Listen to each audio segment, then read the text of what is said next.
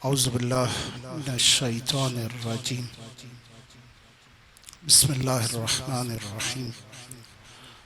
अल्हम्दुलिल्लाह वल्हम्दु हक़्क़ुहु कमा यस्तहिक़्क़ुहु हम्दन कसीरा। वअऊज़ु बिही मिन शर्रि नफ़्सी इन्नन नफ़्सा लअम्मारतुन बिस्सूइ इल्ला मा रहिमा रब्बी। वअऊज़ु बिही मिन शर्रि शैतानिल्लज़ी यज़ीदुनी ज़ंबन इला ज़ंबी वअहतरिज़ु मिन कुल्लि जब्बारिन फ़ाजिर व सुल्तानिन जाइर व अदुव्विन क़ाहिर। अल्लाहुम्मा अजअलनी मिन जुंदिक फ़इन्न जुंदका हुमुल गालिबून वजअलनी मिन हिज़्बिक फ़इन्न हिज़्बका हुमुल मुफ़्लिहून वजअलनी मिन औलियाइक फ़इन्न औलियाका ला खौफ़ुन अलैहिम वला हुम यहज़नून। सुम्मस्सलातु वस्सलामु अला अशरफिल अंबिया'i वल मुरसलीन रहमतल लिल आलमीन खातमुन नबिय्यीन अबिल क़ासिम मुहम्मद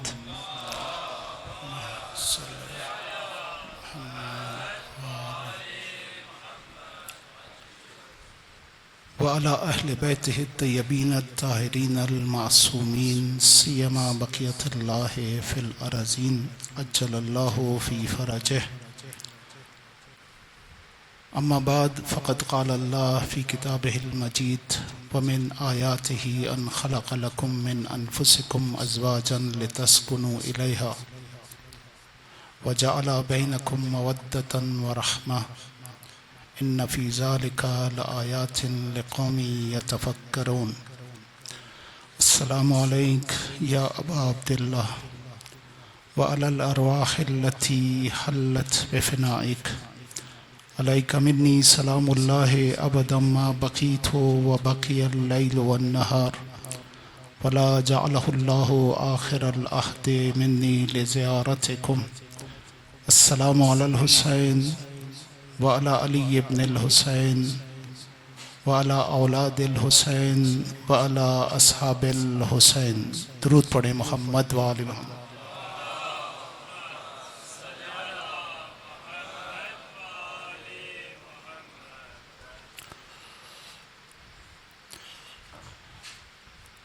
करबलाई घराना और उसकी खुसूसियात के उन्वान से जो सिलसिला हमने शुरू किया था, आज उसकी 10वीं मजलिस है और ज़ाहिरन आज इख्तितामी मजलिस और ये गुफ्तगू हमारी आज इस मौजू पर तमाम हो जाएगी।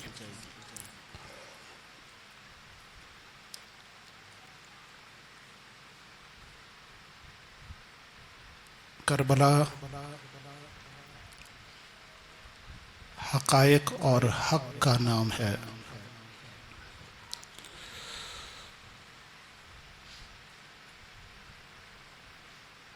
अगर इंसान हक़ाइक़ के साथ हक़ के लिए ज़िंदगी गुजारे तो एक बेहतरीन ज़िंदगी गुजार सकता है। यह है करबला का पैगाम। इन चंद दिनों में हमने कुछ हक़ाइक़ आपके सामने रखे, कुछ हकीकतें आपके सामने बयान की। मज़हब दीन एक हकीकत है।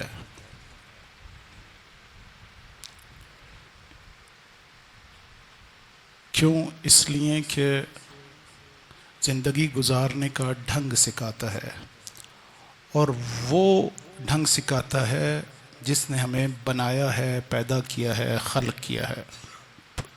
ज़िंदगी का दस्तूर यही है कि जिसने बनाया है वही बताएगा।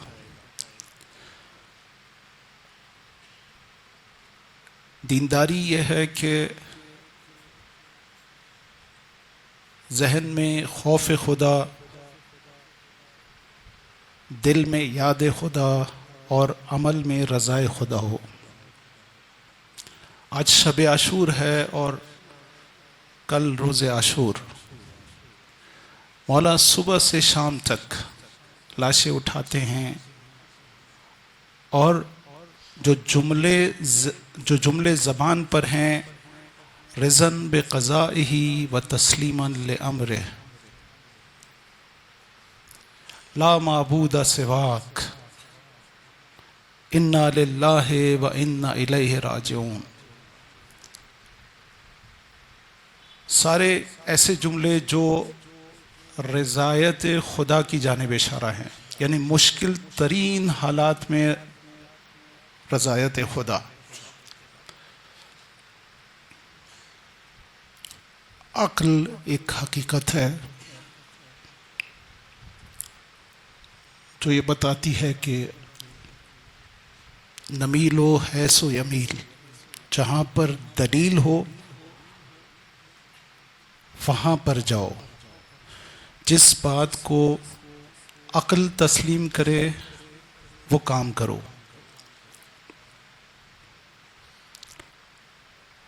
अखलाक एक हकीकत है। इस अखलाक के साथ अगर ज़िंदगी गुजारेंगे तो ज़िंदगी के रंग भरे हुए नज़र आएंगे, ज़िंदगी में एक लुत्फ़ आएगा, ज़िंदगी भरपूर गुजरेगी।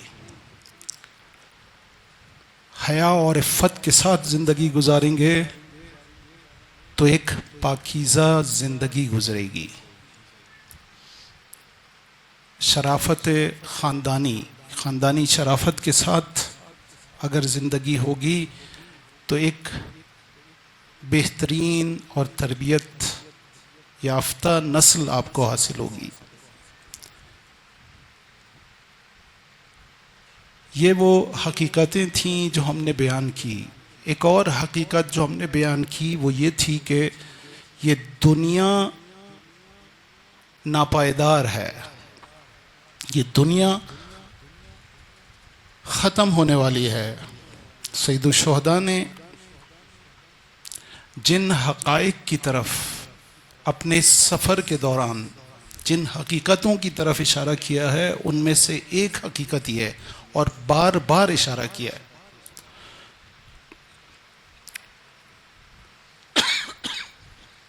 हमने आपके सामने बयान किया कि मौला ने करबला में आके एक ख़त अपने भाई को लिखा, मोहम्मद हनफिया को, और उसमें सिर्फ एक जुमला लिखा,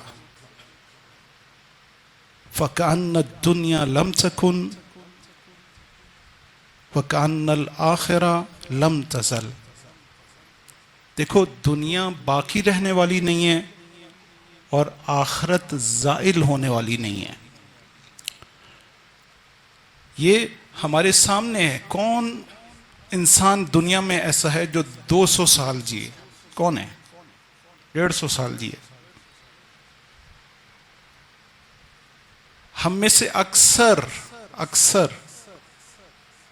अपनी आधी जिंदगी, आधी से ज्यादा जिंदगी पूरी कर चुके, अपनी मौत की तरफ बढ़ रहे हैं।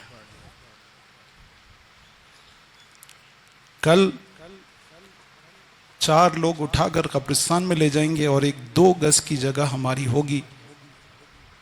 जब हम बरज़ख तक हम इस 2 गज की जगह में रहेंगे, बरज़ख में इस 2 गज की जगह में रहेंगे, जब तक इस कब्र से उठाए नहीं जाते, जब तक क़यामत नहीं आती। ये हमारी जगह है। 60 साल 70 साल हमें इस दुनिया में रहना है, उसके बाद चले जाना है। ये एक ऐसी हकीकत है जिसका इदराक ज़रूरी है। अगर इसका इदराक हो जाए तो हमारी ज़िंदगी में बहुत बड़ी तब्दीली आ जाएगी। मौला ने इशारा किया इस तरफ, अपने भाई को सिर्फ ये जुमला लिखा और भेजा। उस ज़माने में किस तरह से एक जगह से दूसरी जगह खत जाता था, कितनी अहम बात होगी, कितनी अहम बात होगी। मंजिल शुकूक के मकाम पर अशआर पढ़ते हैं मौला, फ़इन तकुन दुनिया तुअद्दु नफीसा। अगरचे दुनिया बहुत खूबसूरत है,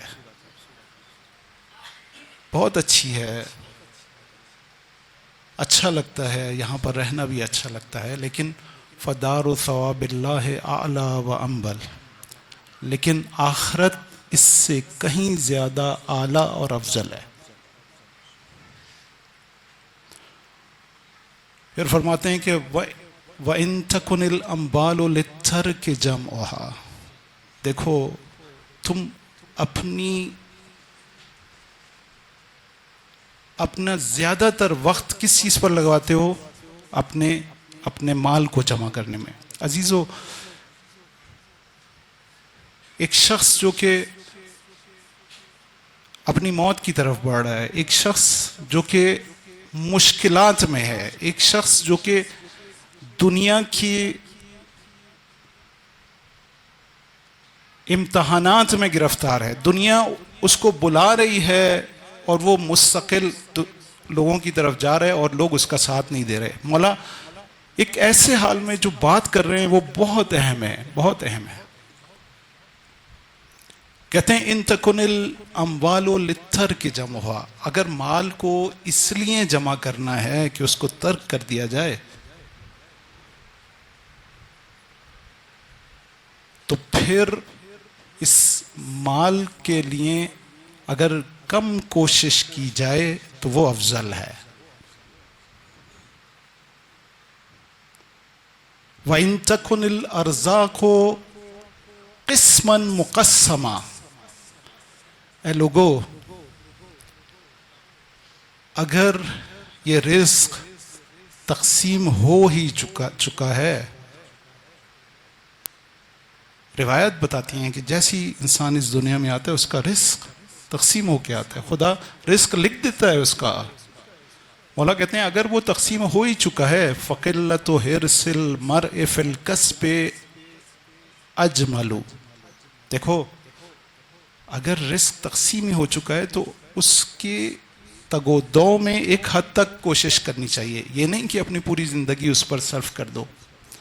अजीज़ों, मुझे नहीं पता कि आप किस हद तक इस पर ईमान रखते हैं, बखुदा खुदा ने आपका रिस्क लिखा हुआ है, जो रिस्क लिखा हुआ है वो आपको मिलेगा।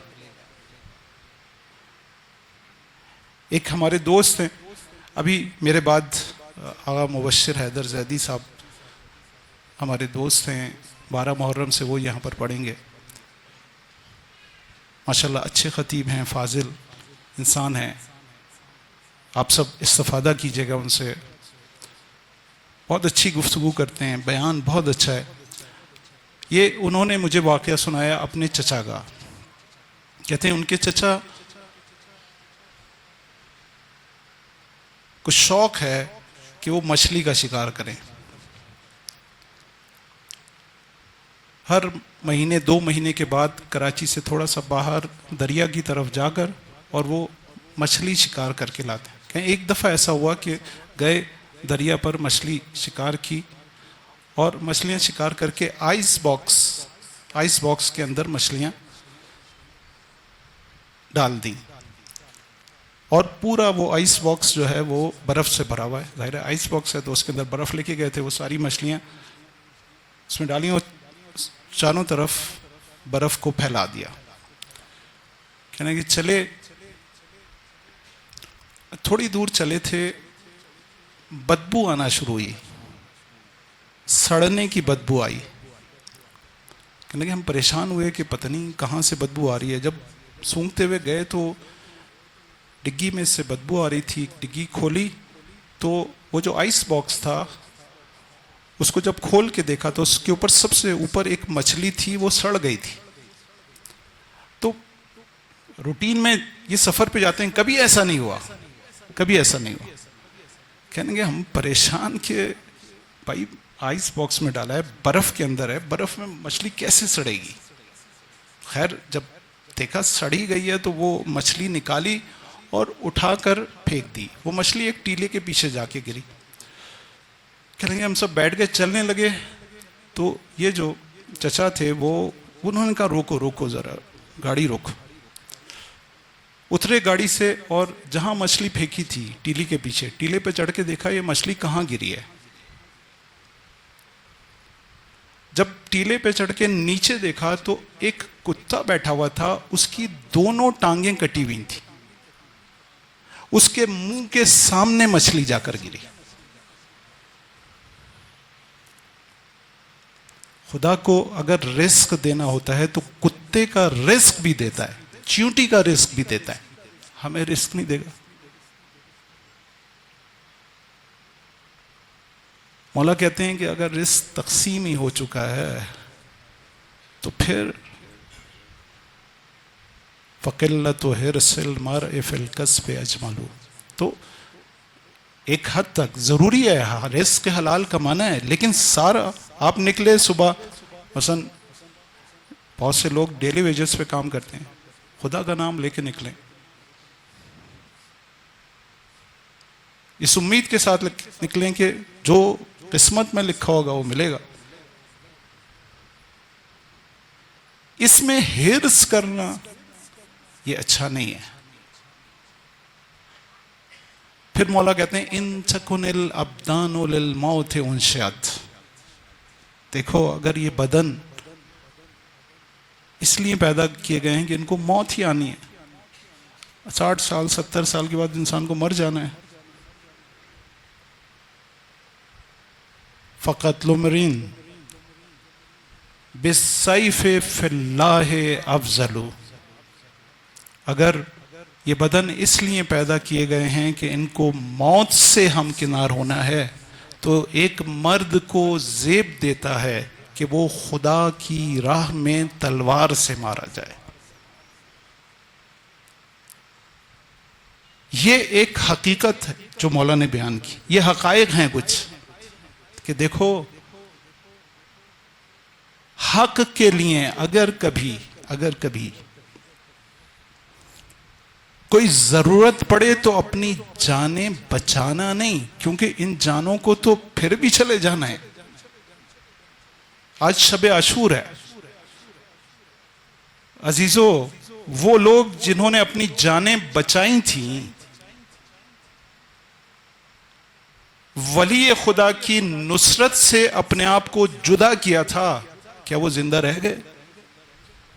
तारीख ने लिखा यही कूफे के लोग जलीलो ख्वार हुए। अगर वली खुदा की नुसरत नहीं करोगे तो जलीलो ख्वार होगे। एक शख्स है, बड़ा मशहूर शख्स है, अब्दुल्ला उसका नाम है, मक्का में इमाम के पास आता है और कहता है कि आप कूफा जा रहे हैं। ये वो शख्स है जिससे बैत, इससे भी बैत का सवाल हुआ है। कहता है कि आप कूफे की तरफ ना जाएं, कूफे वाले आपका साथ नहीं देंगे। मौला उससे कहते हैं कि मुझे जाना है।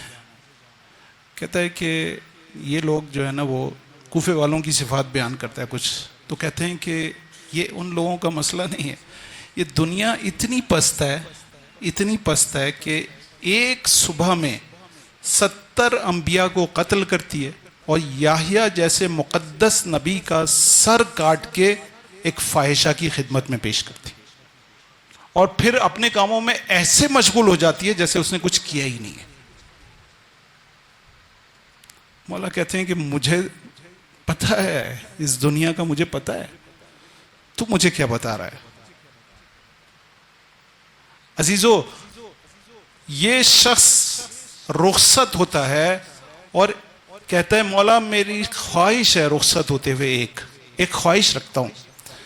मेरे वो अजीजों जो सिर्फ इन चीजों को इनका तकद्दुस समझते हैं, उनको चूमते हैं, मौला ने पैगाम दिया है कि देखो अगर अकीदा सही नहीं है तो फिर तुम्हारी ये अकीदत भी सही नहीं है। आता है, कहता है मौला आप अपना गिरेबान चाक करें, मैं उस मकाम का बोसा लेना चाहता हूं जहां का बोसा रसूल खुदा लिया करते थे। आता है, बोसा लेता है, रोते हुए रुखसत होता है।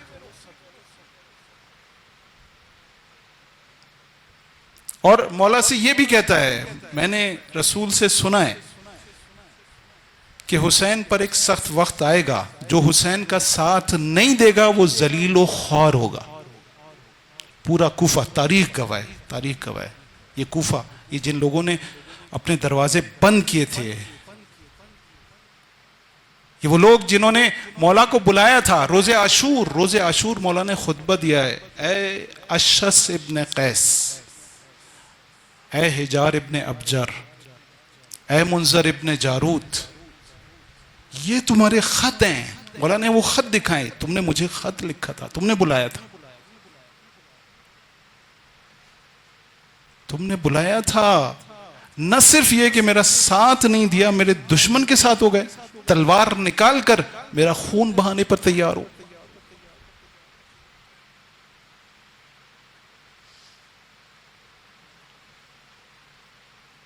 खुदा ना करे कि कोई ऐसा वक्त है। अजीजों, ये तारीख इबरत है। कुरान ने कहा कि इन किस्सों में इबरत है, तारीख इबरत है। आज मौला क्यों नहीं ज़हूर करते? इसलिए ज़हूर नहीं करते कि हम दावा करते हैं, ये ज़बानी दावा है। अब खुदा 11 औलिया को भेज दिया, अपनी 11 हुज्जतों को भेज दिया, लोगों ने साथ नहीं दिया। अब आखिरी हुज्जत रह गई है, उस वक्त भेजेगा जब हम उसकी नुसरत के काबिल होंगे, उस वक्त भेजेगा जब हम उसकी हिफाजत के काबिल होंगे, उस वक्त भेजेगा। क्यों? उसको कायनात को अदल व इंसाफ के कमाल पर पहुंचाना है और अपने इस वली के जरिए से पहुंचाना है।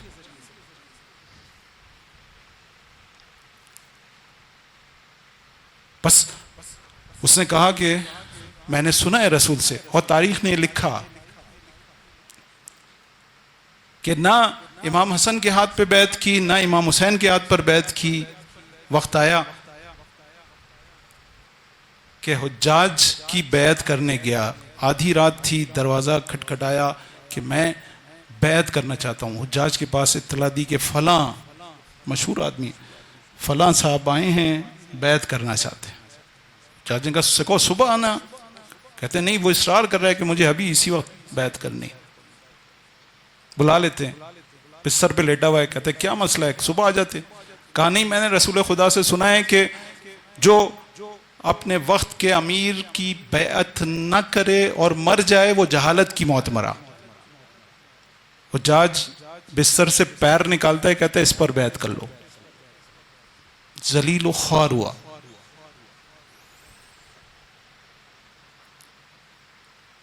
आशूरा का पैगाम है, आज शब आशूरा पैगाम है मौला का ये कि देखो वली खुदा की नुसरत से हाथ ना उठाना। ये एक हकीकत है जो कि मौला ने बयान की। देखो, तलवार से मर जाना अफजल है बनिस्बत बिस्तर पे मरने के। और एक ऐसे वक्त में जब वली खुदा मैदान में खड़ा हो और हल मिन नासरिन की सदा लगा रहा हो। एक मासूम बच्चा, कल मैंने आपके सामने, एक मासूम बच्चा इस हकीकत को जानता है, वो अपने आप को झूले से गिरा देता है और वली खुदा की नुसरत करता है। ऐसी नुसरत की कि तारीख में हमें ऐसी नुसरत नहीं मिलती। बस ये हकीकत है कि दुनिया खत्म होने वाली है, दुनिया बाकी रहने वाली नहीं है। अगर ये हकीकत हमें समझ में आ जाए तो हमारे अफ़आल और आमाल कुछ और हो जाए। अजीज़ों, घर का सुकून भी इसी से हासिल हो सकता है कि हम ये सोचें कि हम जिंदगी, थोड़ी जिंदगी है, चले जाएंगे, क्यों अपनी बेसुकून जिंदगी गुजारें? क्यों?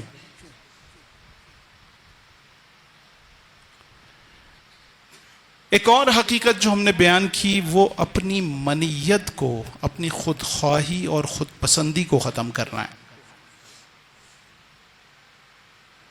जनाबे मूसा से कहा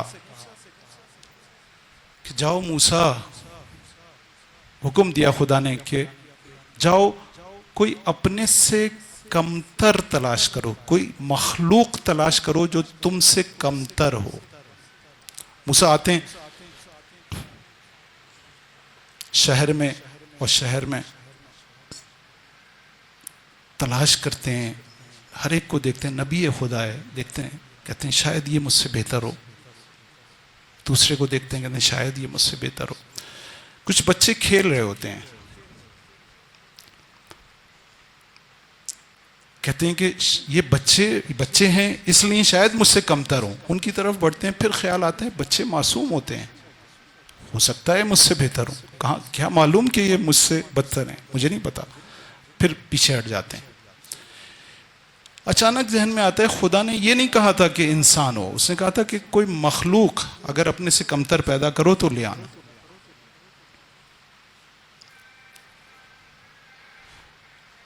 जाते एक कुत्ते पर निगाह पड़ती है, कुत्ता लंगड़ा लंगड़ा कर चल रहा है, कहते हैं ये यकीनन मुझसे कमतर है, रस्सी लाते हैं उसके गले में बांधते हैं, ले जाने लगते हैं। रास्ते में एक बच्चा उस कुत्ते को हड्डी फेंकता है, कुत्ता जैसे ही हड्डी को देखता है अपनी दुम हिलाता है। मूसा कहते हैं कि अरे दुम हिलाकर शुक्र अदा कर रहा है, कैसे मालूम कि ये मुझसे कमतर है। खाली हाथ चले जाते हैं, ए खुदा मैं अपने से कमतर नहीं तलाश कर सका, मुझे कोई नहीं मिला जो मुझसे कमतर हो। खुदा ने कहा मूसा अगर किसी को ले आते तो तुम्हारी नबूवत खत्म हो जाती।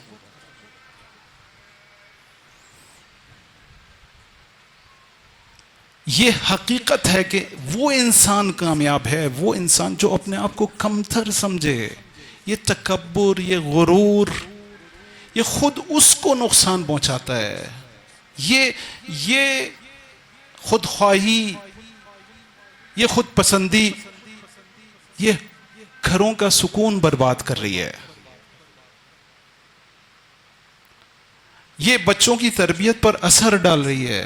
अजीजों, ये इस इख्तलाफ होते हैं, जब ख़ानदान इख्तलाफ करता है, जब घर वाले इख्तलाफ करते हैं, तो जो सबसे ज़्यादा सफ़र करता है वो बच्चा करता है।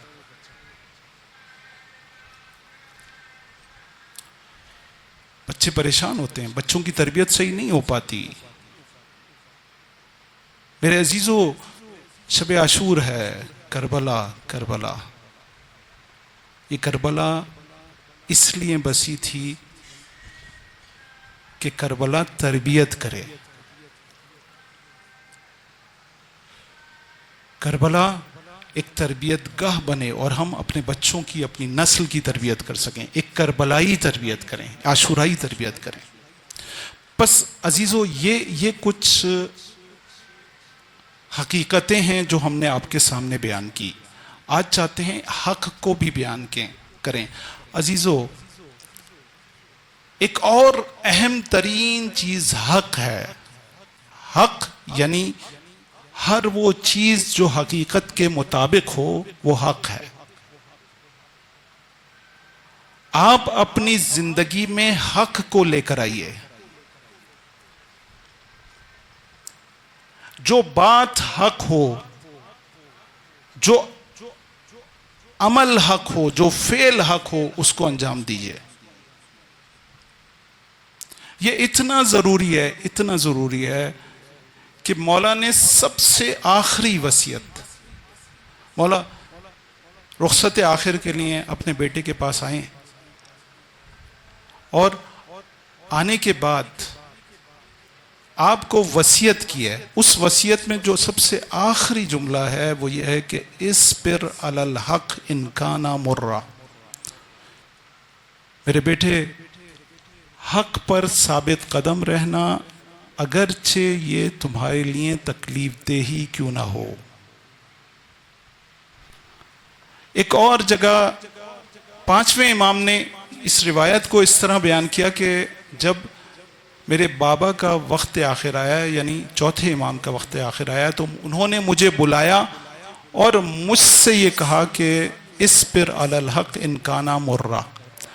जब उनके बाबा का आखिरी वक्त आया था, जब वो मैदान जंग में जा रहे थे, तो उन्होंने मेरे बाबा से कहा था कि इस्बिर अलल हक इनकाना मुर्रा, और उनसे उनके बाबा ने यानी मौला अली ने ये कहा था कि इस्बिर अलल हक इनकाना मुर्रा। जाहिरन ये हर इमाम ने अपनी आखिरी वसीयत अपने आने वाले इमाम से की है, इतनी अहम है। इतनी अहम बात है कि देखो, हक पर बाकी रहना, हक से ना हटना, हक से ना हटना। मौला अली ने कहा कि इस पर अला मरारतिल हक, देखो हक की तलखी पर सब्र करना, साबित कदम रहना, और देखो बातिल की चाशनी से धोखा ना खा जाना। बहुत सारी रिवायतें, वक्त मेरे पास नहीं है, मैं इसको अब प्रैक्टिकल करता हूं घर में। मैं तवज्जो चाहूंगा, बस अब हमारी बहस ख़त्म हो रही है, उसके बाद हम, आज मसाइब की शब है, मुसीबत की शब है, हम आज कोशिश करेंगे कि मसाइब ज़्यादा पड़ें, गिरिए की शब है, लेकिन चाहते हैं कि अपने घरों की, जो हमने सुकून की बात की थी, हम ये आखिरी अहम तरीन बात ज़रूर करें।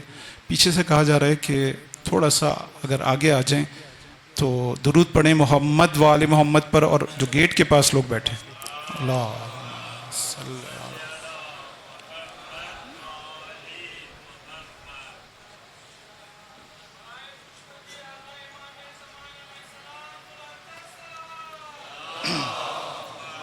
सल्ले अला मुहम्मद वाले।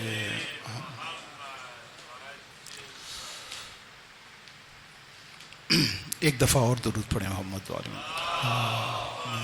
सल्ले अला मुहम्मद वाले मोहम्मद फरजों।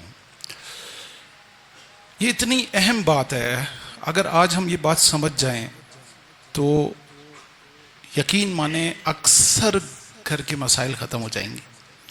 मौला ने कहा कि हक पर साबित कदम रहो, अगरचे ये तुम्हारे लिए तकलीफ दे हो, तुम्हारे लिए परेशानी का बाइस बने। ये छोटे से इख्तलाफ से लेके ये बड़ी जंगों तक, ये मसला बहुत वसी है, बहुत वसी है। मसलन घर के अंदर मियाँ और बीवी के दरमियान इख्तलाफ होता है, अगर दोनों इस बात को सोचें बैठ के कि हक क्या है, एक तरफ हक होगा, एक तरफ कोई सही बात कर रहा होगा। मसलन शौहर जैसे इख्तलाफ हुआ, इस बात पे सोचे कि नहीं, यहां मैं गलती पर हूं, और मेरे मौला ने कहा है कि देखो हक बात करना, हक पर रहना, अपनी बात से पीछे आ जाए और अपनी बीवी से कहे कि तुम हक पर हो, मैं तुम्हारी बात मानता हूं। अगर बीवी ये देखे कि वो गलत है तो फौरन अपनी बात से पीछे आ जाए कि मैं हक पर नहीं थी, मैं अपनी बात से पीछे आती हूं, तुम्हारी बात हक है। कितने मसाइल हल हो जाएंगे। अक्सर झगड़े हट धर्मी की वजह से बढ़ते हैं। हम जब हक को कबूल नहीं करते, यहां से एक सिलसिला शुरू होता है, यहां से इनहिराफ का सिलसिला शुरू होता है और बहुत आगे तक जाता है। फिर इंसान, इम्कान है कि वली खुदा के सामने भी हक पर ना आए, इम्कान है। अगर ये आदत बन जाए घरों से तो फिर, लेकिन अगर घरों में ही हम अपनी इस्लाह कर लें, खुद अपनी इस्लाह, मैंने अजीजों कहा था कि हम घर को महल तरबियत करार दें। हम अपनी इस्लाह करें, हमारे बच्चों की इस्लाह खुद हो जाएगी। हम अपनी तरबियत करें, हमारी बच्चों की तरबियत खुद हो जाएगी। घर से शुरू करें, फिर मोहल्ले में आए, मोहल्ले में कोई इख्तलाफ हुआ दो लोगों के दरमियान, एक मेरा दोस्त है, बहुत मेरी उससे गहरी दोस्ती है, लेकिन मैंने देखा कि वो सही बात नहीं कर रहा। अब मैं इसलिए कि मेरा दोस्त है उसका साथ दूं? नहीं, अगर वो हक पर नहीं है तो उसको समझाऊं, और अगर नहीं समझता तो उसका साथ ना दूं, सामने वाले का साथ दूं कि वो हक पर है इसलिए वो सही है। इसी तरह से बात को आगे बढ़ाएं। मोहल्ले से शहर, शहर से मुल्क, जो हक हो उसको कहें, हक बात पर डट जाएं। ये करबला का पैगाम है। देखो हुसैन के साथ क्या किया इन्होंने, क्या किया, बुलाया। ये सब जानते थे, ये सब जानते थे कि हुसैन हक पर हैं। हत्ता वो जो सामने तलवारें लिए खड़े थे वो भी जानते थे कि हुसैन हक पर हैं, लेकिन क्योंकि हक से रूगर्दानी की आदत थी, क्योंकि हराम खाया हुआ था। मौला ने कहा मुले अच बुथूनकुम मिनल हराम, क्योंकि तुम्हारे शिकम हराम से पुरे, इसलिए तुम मेरी बात नहीं सुनोगे, तुम हक पर कान नहीं धरोगे।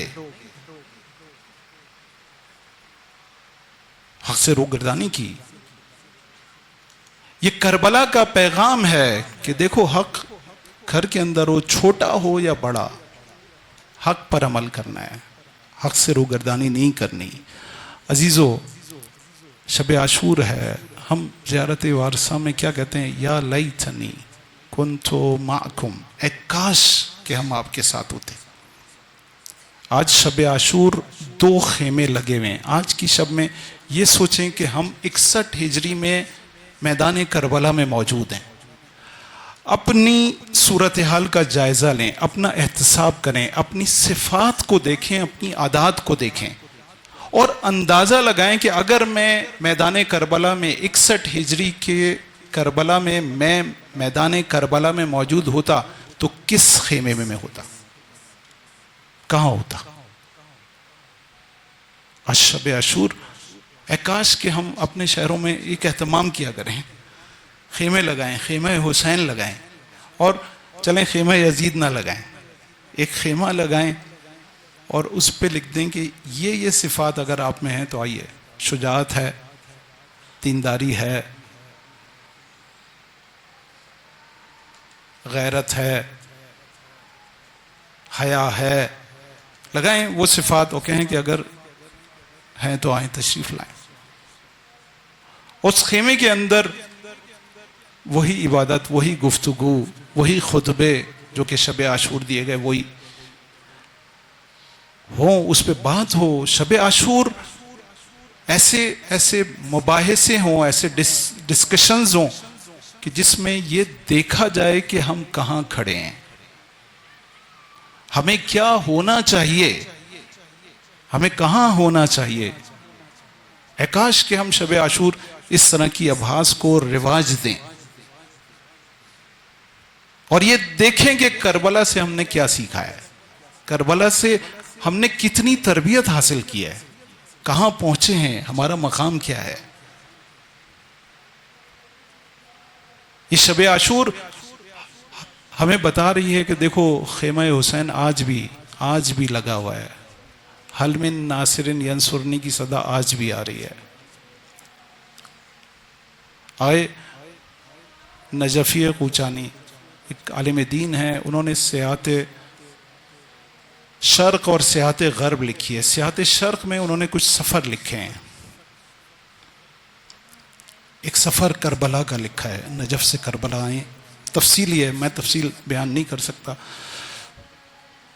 वहाँ पहुँचते हैं, रास्ते में कैफियत बहुत ख़राब होती है, पानी की प्यास, खैर प्यासे तिफलान हुसैन की प्यास का ख्याल करते हैं और तेज़ी से आगे बढ़ते हैं। वहाँ पहुँच जाते हैं, अजीब हालत में हैं। जब करीब पहुँचते हैं तो हरम के अंदर दाखिल होते हैं, हालत गशी में हैं। रोज़े से आवाज़ आती है, हल मिन नासिरिन यंसुरनी। सोचते हैं कि 1000 साल हो गया, हज़ारों साल के बाद, 1000 साल के बाद, 1100 साल के बाद मौला के रोज़े से अब भी आवाज़ आ रही है, इस वक्त कौन जवाब देगा। अभी ये सोच ही रहे होते हैं, मौला अबुल फजल अब्बास के रोज़े से जवाब आता है, लब्बैक लब्बैक लब्बैक या हुसैन।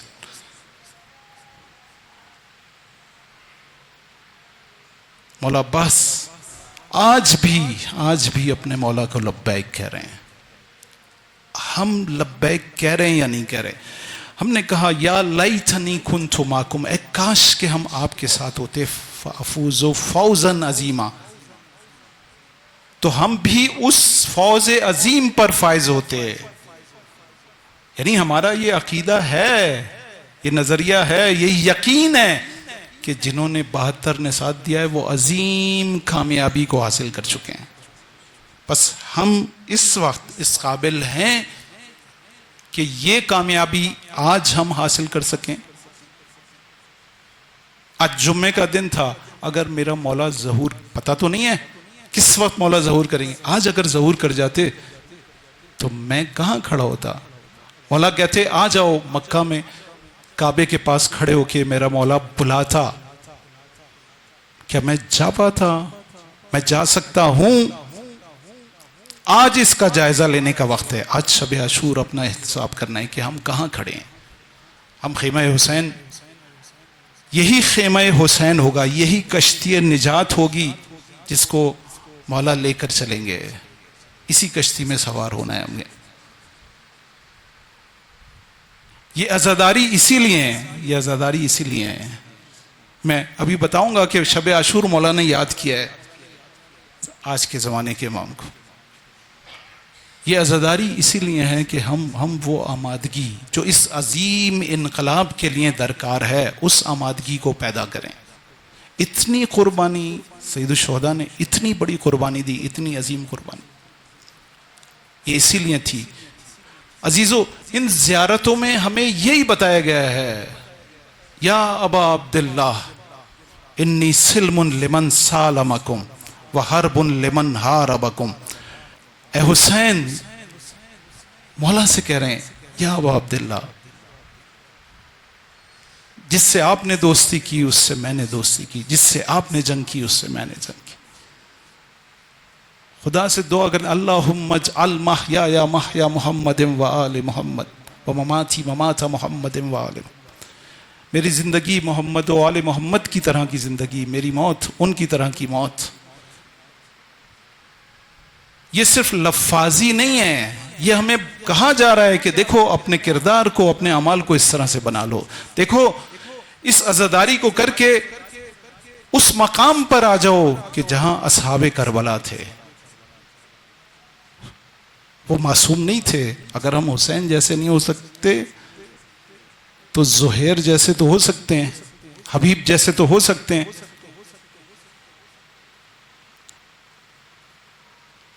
कैसे नहीं हो सकते? हो सकते हैं ना। बस ये अज़ादारी हम इसलिए करते हैं। अजीज़ो, शब आशूर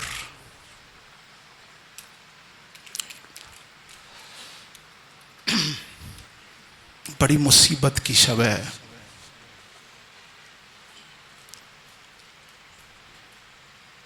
आज 1400 साल गुजरने के बावजूद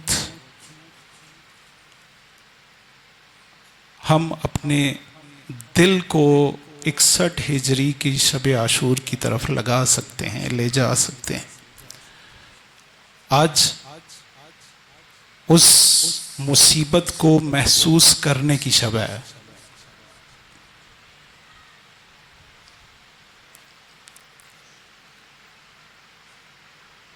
मैं कोशिश करूंगा आज की शब का थोड़ा सा अहवाल बयान किया जाए। शब आने से पहले शाम आती है और शिमर मलऊन ही कमान नामल आता है, खेमे के नज़दीक आता है और कहता है कि ऐना बनु उख्तना, मेरी बहन के बच्चे कहाँ हैं। बनी कलाब से ताल्लुक़ है, उम्मुल बनीन का दूर का रिश्तेदार होता है।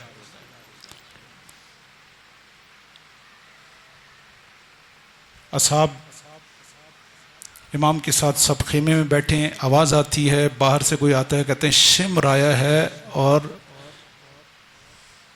उम्मुल बनीन के बच्चों को बुला रहा है।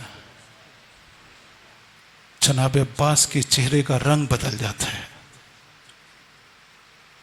गुस्से से चेहरा लाल हो जाता है, नहीं उठते। सैयद शुहदा कहते हैं, अब्बास जाओ जाके पूछो, मौला का हुक्म है। जाते हैं, कहते हैं क्या काम है? कहता है कि मैं तुम्हारे लिए, तुम्हारे भाइयों के लिए अमान नामा लाया हूं। जैसे ही सुनते हैं कहते हैं कि मेरे लिए अमान नामा और फातिमा के लाल के लिए कोई अमान नामा नहीं। फातिमा के लाल के लिए जंग, लानत तुझ पर और तेरे अमान नामे पर।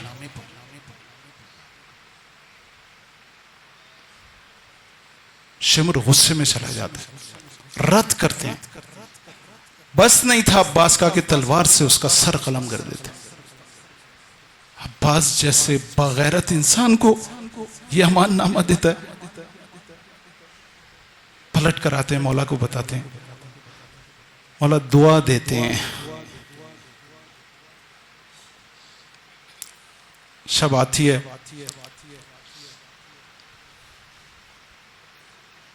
मौला असहाब को खेमे के बाहर जमा करते हैं, सबको जमा करते हैं। इससे कबल खेमे के, हर खेमे का अजीब मंजर है। यकीन है मर्दों को कल इस दुनिया से चले जाना है, कल इस मैदान में शहीद हो जाना है, सबको यकीन है। लेकिन किसी के चेहरे पर कोई परेशानी नहीं है, कोई इस्तराब नहीं है, सब सुकून की हालत में इबादत कर रहे हैं। बीबियों को भी पता है कि कल हमारे मर्द शहीद हो जाएंगे, लेकिन कोई बीबी मुस्तरिब नहीं है। हसरत बड़ी नजरों से देख रहे हैं, बुला रहे हैं अपने पास, लेकिन हर बीबी ये कह रही है कि कल जब हुसैन पर वक्त आएगा तो देखो अपनी जानों को हुसैन पर निसार कर देना। माएं अपने बच्चों को तैयार कर रही हैं कि देखो बच्चों, कल अपनी मां को शर्मिंदा न करना। कैसी माएं हैं, कैसी माएं हैं। ये विलाई माएं हैं, ये वाकई वो माएं हैं कि जिन्होंने विलायत को अपना हम गम बनाया है। मौला सबको जमा करते हैं अपने खेमे के बाहर, कहते हैं आ जाओ। चिराग दरमियान में रखा जाता है और मौला एक खिताब शुरू करते हैं। हम दो सना के बाद कहते हैं कि मुझे अपने असहाब पर फख्र है। जैसे मुझे असहाब मिले वैसे ना मेरे बाबा को मिले ना मेरे भाई को मिले। तुम्हारी वफा पर हुसैन नाज करता है। मुझे अपने अहले बैत पर इफ्तिखार है। ये नेक भी हैं और मेहरबान भी हैं, लेकिन मैं तुम सब से एक गुजारिश करना चाहता हूं कि देखो अब जंग तय हो गई है, कूफे वाले अब साथ देने वाले नहीं हैं, ये लोग मेरी जान के दुश्मन हैं। मैं तुम सब से बैअत उठाता हूं और तुमसे कहता हूं, तुमको इजाजत देता हूं कि जाओ अपने अपने शहर की तरफ चले जाओ। मेरे असहाब तुम जाओ, मेरे अहलो अयाल को भी ले जाओ। सुकूत तारी हो गया, मौत का सुकूत। सब अजीब हैरान है, किसी को तवक्को नहीं थी कि उनका मौला इस तरह से बात करेगा। कोई सोच नहीं सकता था कि इस मुश्किल वक्त में मौला ये कहेंगे चले जाओ, लेकिन ये करीम है, ये चाहता है कि मेरी जान जा रही है जाए, लेकिन मेरे असहाब हत्ता मेरे अहलो अयाल भी चले जाएं। कोई नहीं उठता। मौला चिराग बुझा देते हैं, ये सोच करके शायद ये मेरे सामने नहीं उठ पा रहे। अंधेरा हो जाता है, थोड़ी देर में सुकूत रहता है, उसके बाद गिरिए की आवाजें बुलंद होती, असहाब रोना शुरू करते और ये बढ़ती जाती है, आवाज बढ़ती जाती है, बढ़ती जाती है। हर एक रो रहा है, हर एक रो रहा है। मौला दोबारा से चिराग जलाते हैं, देखते हैं एक आदमी, कोई नहीं उठा, कोई नहीं गया। इस सुकूत को मौला अब्बास तोड़ते हैं। पूरी इस तारीख करबला में जहां अब्बास ने गुफ्तगू की है वो ये जगह है। कहते हैं, या अबा अब्दुल्लाह,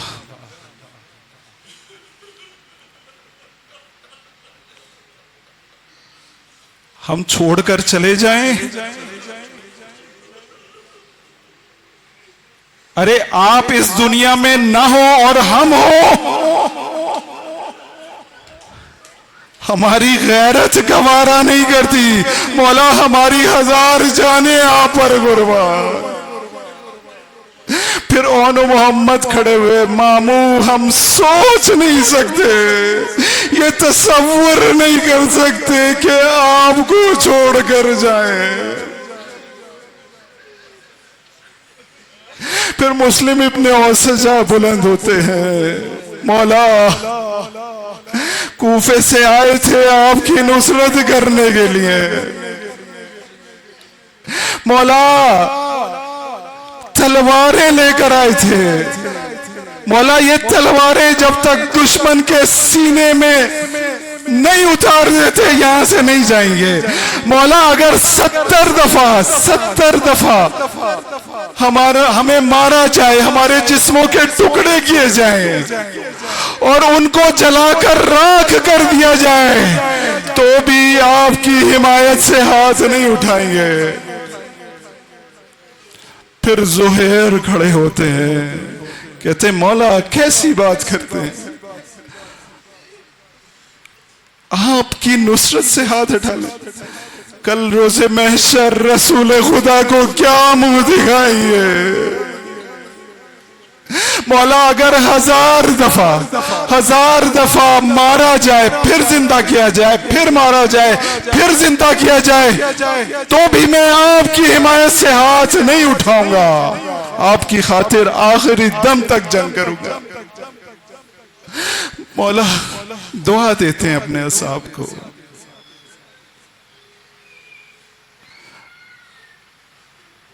ये महफिल बर्खास्त होती है, सब जाते हैं अपने अपने खीमों में इबादत करने के लिए। थोड़ी देर में नाफे इब्ने हिलाल की रिवायत है, ये एक रावी है, जाहिरन मौला का चाहने वाला है। मौला ने इसको इसीलिए छोड़ा था कि ये करबला की पूरी रिवायात को नकल करे। इसकी रिवायत है कि मैंने देखा कि मौला अपने खेमे से बाहर निकले और मैदान की तरफ चले। मैंने तलवार ली और क्योंकि हालात अच्छे नहीं थे, मौला की हिफाजत की खातिर आहिस्ता आहिस्ता मौला के पीछे चलना शुरू किया। थोड़ी देर में मौला ने महसूस किया कि कोई पीछे आ रहा है, पलट कर देखा तो हिलाल। पूछा क्यों आ रहे हो मेरे पीछे? कहा मौला हालात अच्छे नहीं है, आपकी हिफाजत की खातिर। कहा अच्छा आओ, मैदान में ले जाते हैं। वो कहते हैं कि देखो कल इस मकाम पर मेरा अली अकबर शहीद होगा, कल इस मकाम पर मेरे कासिम का लाशा पामाल होगा। एक साहबी की जाए शहादत बताते हैं कि यहाँ पर ये होगा, यहाँ पर ये होगा। कल इस एक मकाम पर पहुंचते हैं, कल इस मकाम पर मेरे अब्बास के बाजू कटेंगे। एक मकाम पर आके मौला तेजी से गुजर जाते हैं। हिलाल पीछे पीछे तेजी से आता है, कहता है मौला यहां तो रोने की आवाज आ रही है। कहता है ये वो मकाम है जहां मैं घोड़े से गिरूंगा। अरे मेरी मां बैठी हुई।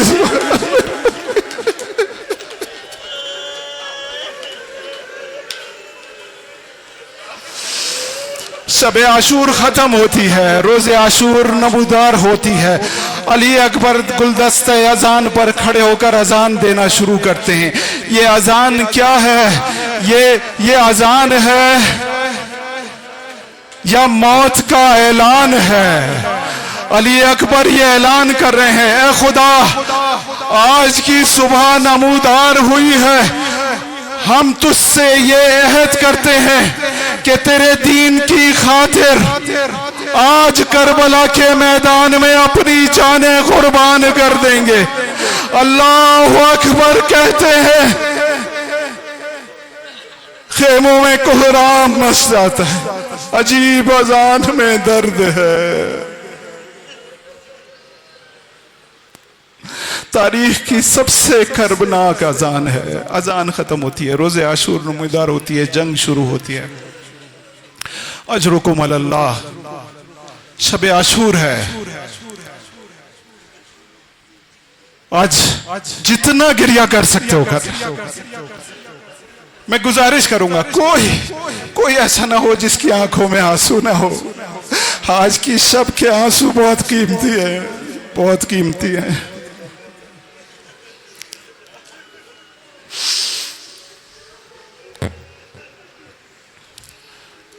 एक जाता है, शहीद होता है, मेरा मौला लेकर आता है।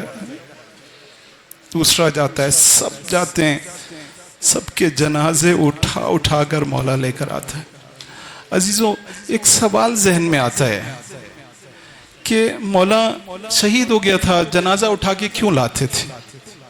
पता है जवाब क्या है? मौला नहीं चाहते थे कि उनके सामने, उनकी जिंदगी में मेरे असहाब और मेरी औलाद के सर तन से जुदा किया जाए। मेरा मौला नहीं चाहता था, इसलिए मुश्किल से जहमत बर्दाश्त करके वो जनाजों को उठा के लाता था। जब मौला ने देखा जनाब कासिम का सर एक शकी कलम करने वाला है, इसलिए मौला तेजी से भागे थे। इसीलिए अश्किया, इसीलिए फौज इधर से उधर हो, उधर से इधर हो गई। मौला नहीं चाहते थे कासिम का सर तन से जुदा हो। लेकिन मैं कहूंगा, मौला अली असगर का जनाजा लाए तो सही, लेकिन दफनाया किसी को? दफना नहीं सकते थे। मौला अली असगर को क्यों दफनाया? शायद जवाब आए कि अली असगर अगर बाहर रहता तो बीबियों के दिल फट जाते। अरे अली असगर को इसलिए दफनाया कि बीबियां अली असगर का जनाजा देखकर बर्दाश्त नहीं कर पा रही थी। लेकिन मैं कहूंगा, मौला 11 मुहर्रम को नेज़े जमीन पर मारे,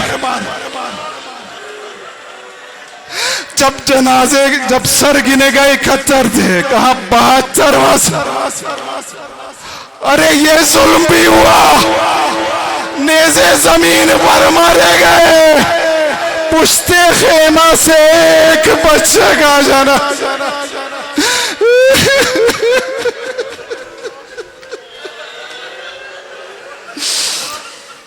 अजरुकुम अल्लाह, जितना गिरिया कर सकते हो। सब शहीद हो गए, सब चले गए। अली असगर ने भी अपनी कुर्बानी दे दी। अली असगर भी चले गए। अब मेरा मौला तन्हा रह गया है। अब वो अजीम मुसीबत, अब मौला रुखसत लेना चाहता है। अजीजों, करबला की बहुत बड़ी मुसीबत है ये रुखसत, बहुत बड़ी। आप सोचें तो सही, सुबह से सब जा रहे हैं, लेकिन बीबियों को ये आसरा है कि मौला हयात है, मौला जिंदा है, मौला का साया उनके सरों पर है। अरे किसी के बच्चे चले गए, किसी का शौहर चला गया, किसी का भाई चला गया, लेकिन इसको ये उम्मीद है कि मेरा मौला मेरे सर पर बाकी है। जिस वक्त मेरा मौला रुखसत आखिर के लिए आएगा, ये बड़ी मुसीबत है, बड़ी मुसीबत। करबला के एक आलिम है आगे अबहरी, याहिया अबहरी, कहते मैं अरफा और ईद कुर्बान के दिन मैंने रोजे पे गुजारे और 2 दिन मैं रोजे पे गुजार कर घर वापस आया, थका हुआ था, सो गया। मैंने ख्वाब में देखा कि अल्लामा मजलिसी, अल्लामा बाकर मजलिसी हरम इमाम हुसैन में दर्स दे रहे हैं और आपका मामूल था कि हर दर्स के आखिर में मसाइब पढ़ा करते थे। आपने जैसे ही दर्स खत्म किया, एक अजनबी शख्स आपके पास आया और उससे कहा कि बीबी जहरा आई हैं और वो ये कह रही हैं कि मेरे हुसैन की रुखसत के मसाइब पढ़ो। बीबी हाथ जोड़ के, बीबी हम यहाँ पर आपके हुसैन की रुखसत के मसाइब पढ़ रहे, बीबी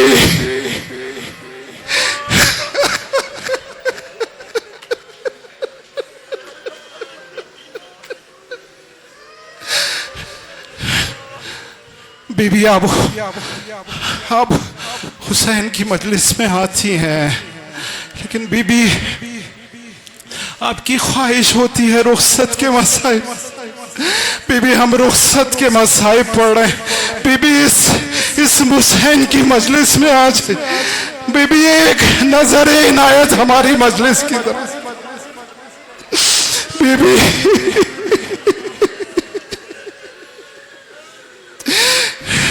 मेरी बीवियां, मेरी बीबी के लिए जगह बनाओ। मेरा दिल कहता है, मेरा दिल कहता है मेरी बीवी आई।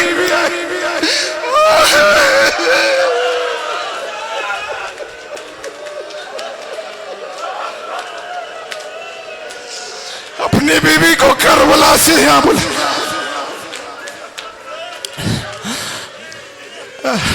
इतना गिरिया करो, इतना रो कि बीबी इस मजलिस में आ जाए।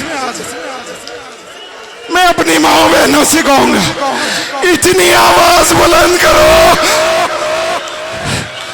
इतना रो कि बीबी आपके साथ आकर बैठे गिरिया करे। मेरा हुसैन खेमे के करीब आकर, खेमे के पास आके कहता है, या सुकैना, या फातिमा, या ज़ैनबो, या उम्म कुलसूम, अलैकुन्ना मिन्नी सलाम।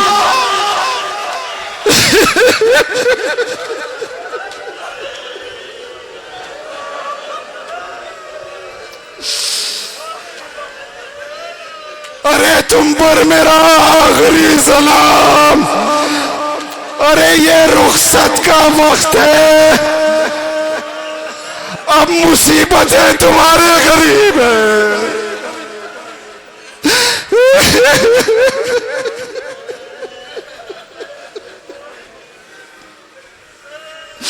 ये कहकर मौला रोना शुरू कर देता। जनाब ज़ैनब रोती हुई भाई के पास आती है, भैया ना रो।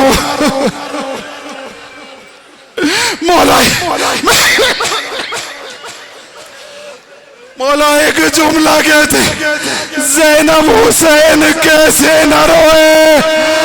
अरे वो मंजर देख रहा है कि अश्किया खेमे में दाखिल हो गए, खेमों को जला रहे हैं, तुमको असीर बना रहे हैं।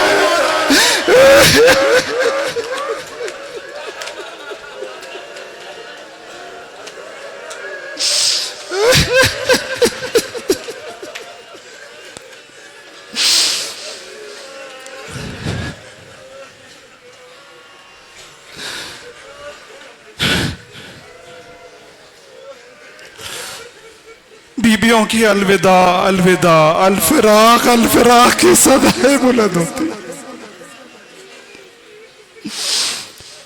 इतने में एक बच्ची जब ये सुनती है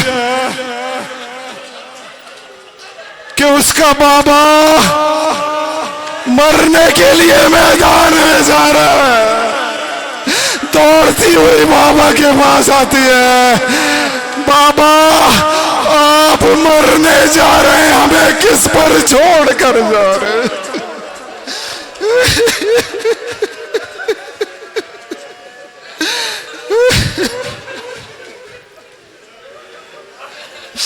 मौला सकीना को गोद में उठा लेते हैं, प्यार करते हैं।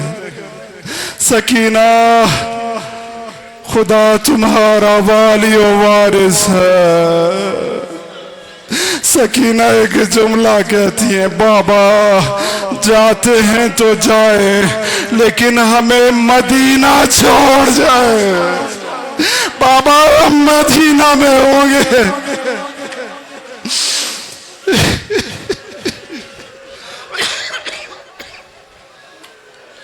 बच्ची से रुखसत होती, फिर दोबारा जनाब ज़ैनब के पास आते, कहते हैं ज़ैनब खुदा हाफिज। अरे ज़ैनब कैसे अपने भाई को रुखसत कर?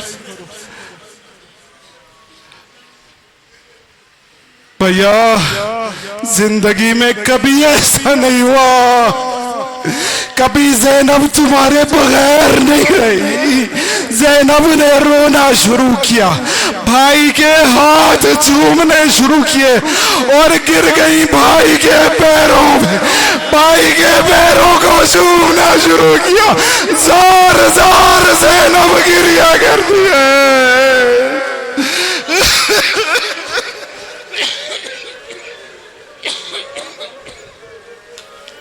अजरुकुम अल्लाह, अजरुकुम अल्लाह।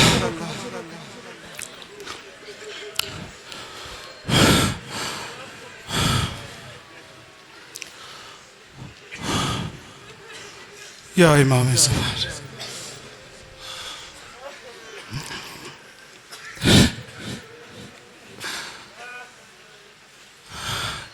मौला ज़ैनब को बिठाते, ज़ैनब को अपने सामने बिठाते, अपना हाथ बहन के सीने पर रखते। ज़ैनब ये पूरा कारवान तुम्हारे हवाले है। ज़ैनब सब्र से काम लेना, ज़ैनब तहम्मुल से काम लेना। ज़ैनब ये बच्चे, ये ख़वातीन और मेरा बीमार बेटा तुम्हारे हवाले। ज़ैनब हिम्मत करना। मौला के हाथ का असर था, ज़ैनब को सुकून आ गया। ज़ैनब ने कहा भैया मुतमईन रहो, जैसा तुम चाहते हो वैसा ही होगा। ज़ैनब अब नहीं रोएगी, ज़ैनब इन बच्चों को संभालेगी। ज़ैनब सैयद सज्जाद का ख्याल रखेगी। ज़ैनब ने रुखसत किया, रुखसत बीबियां जब रुखसत कर चुकी, मौला जब खेमे से बाहर निकलने लगे, जैसी निकलने लगे एक कोहराम मचा। रावी कहता है इतना गिरिया हुआ, लग रहा था जैसे किसी जवान का लाशा उसके घर से निकल रहा। अजीब कोहराम था। बाहर निकलते बीबी कहती हैं कि भैया जाओ, लेकिन महलन महला, आहिस्ता आहिस्ता जाना, मुड़ मुड़ कर अपना चेहरा दिखा। ज़ैनब के कैसे रुखसत करे उसे। मौला सवार होते, जुलझना पे सवार होते, एड़ लगाते हैं, जुलझना हरकत नहीं करते। कहते हैं जुलझना सुबह से तू मैदान में जा रहा है, थक गया होगा, ये आखिरी ज़हमत। जुलझना के आंखों में आंसू आते हैं, अपना सर झुका देता है, अपने पैरों की जानिब इशारा करता है। एक बच्ची पैरों से लिपटी,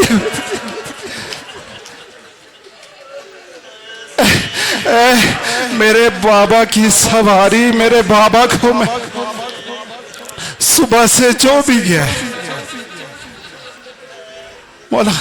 मौला नीचे आते हैं, सकीना को आगोश में लेते, अपने बाप से कहती, बाबा मेरी एक आखिरी ख्वाहिश। कहते सकीना क्या? कहती है बाबा मुझे ऐसे प्यार करे जैसे यतीमों को प्यार किया जाता है।